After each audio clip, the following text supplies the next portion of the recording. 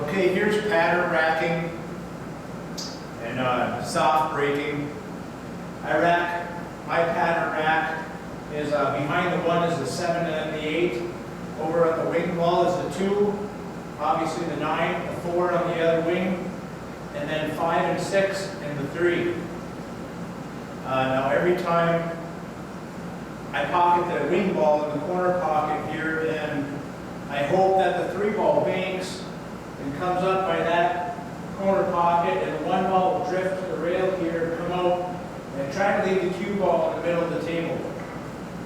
Once in a while, the 3 ball will run into this 7 ball on the way up.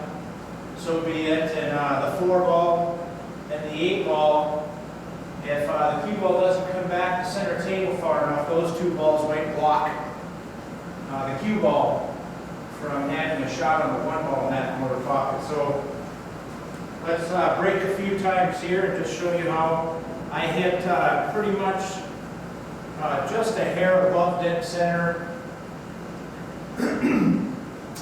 Every table's different, so you kind of just got to figure it out for yourself. You want to hit the 1 ball dead on so that the cue ball doesn't go left or right after making contact. So let's see what happens here on the first break.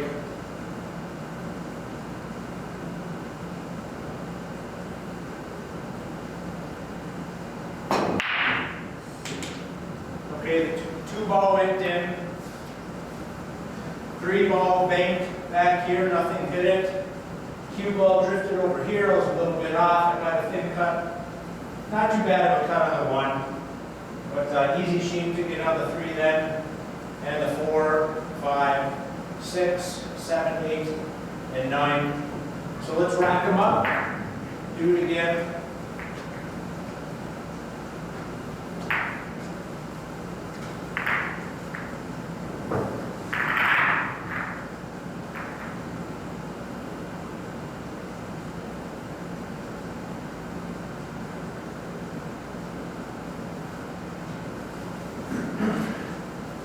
I have the Cyclop, whatever set of balls, so the 6 and the 7 are, 6 is light green, the 7 is a light sky blue. Let's see what happens on this break.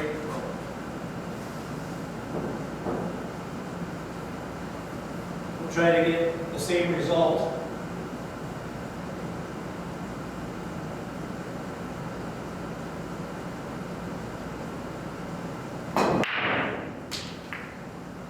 Okay, I hit a little bit to the left.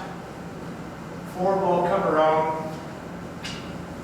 Looks like I'm going to be okay here. 1 ball goes. 3 balls next.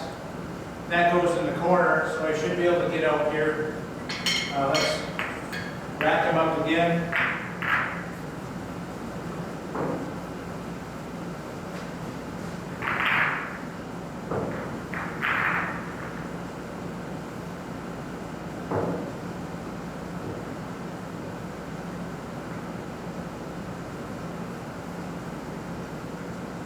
You want to use a magic rack because the balls need to be perfectly tight. It needs to be perfectly aligned. It can't be twisted at all for this 2 ball. The wing ball to go in the corner pocket every time.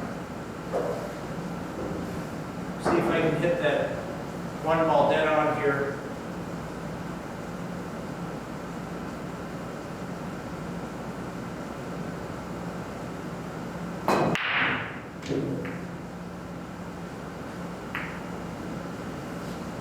Cue ball got clipped by the 4 ball.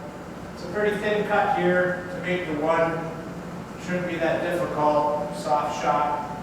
Come off for 2 rails here and out for the 3 ball up here, and then it can start playing position. Let's do it one more time with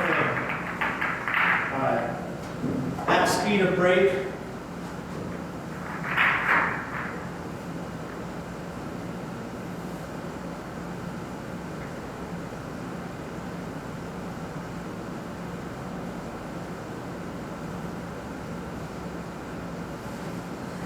I use these donuts, set them up so that the balls are tight, perfectly tight every time.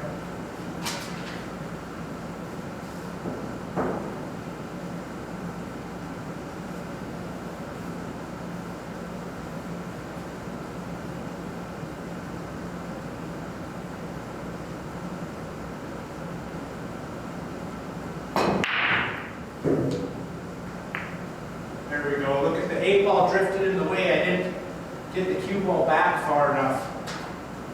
Now that one I broke a little bit harder. The 1 ball came up table farther. And once you break, you know how you rack the balls every time, so you can see the layout. The layout's going to be pretty much the same every time if you can get that speed and just a hair above English and hitting the 1 ball dead on. You can look to see, every table's different, so you can look at the layout and say, okay, if the 2 ball was over there and the 7 ball was over here, where the 4 ball is, you just rack your rack that way so that happens. So let's do it again.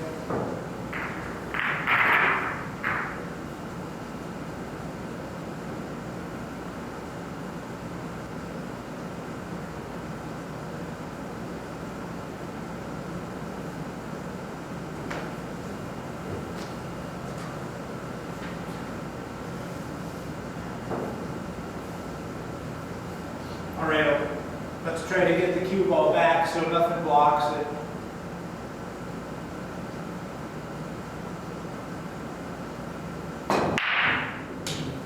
There we go. Too far this time. Now look at it. The 1 ball didn't come up table far enough. And the more draw you put on the cue ball, the sharper the 1 ball will come to the rail. Well, I hit the cue ball dead center that time and it bounced back. So the 1 ball drifted at a harder angle over here. If you use slightly above, the 1 ball likes to come off with more speed and come up for a shot. But you can see here now, if we're breaking like this, I got a bank on the 1, which is fortunate. But let's break. Do it one more time here and try to get it just like we planned.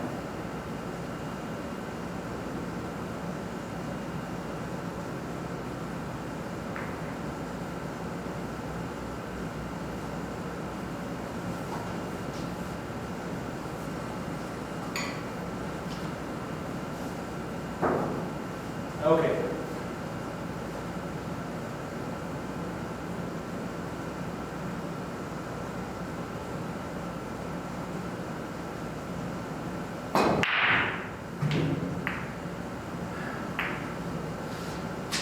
Well, you could see the 3 ball was banking and coming up for this pocket. I'm stuck on the rail, straight in on the 1. One more time here, let's get this right.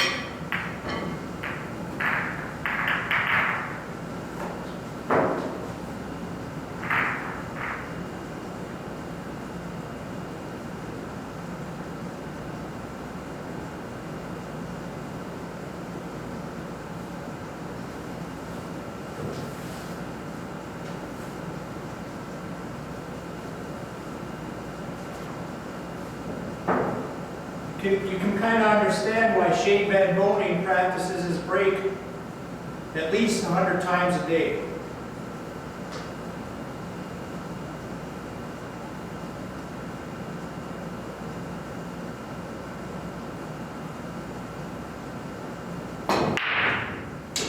There we go.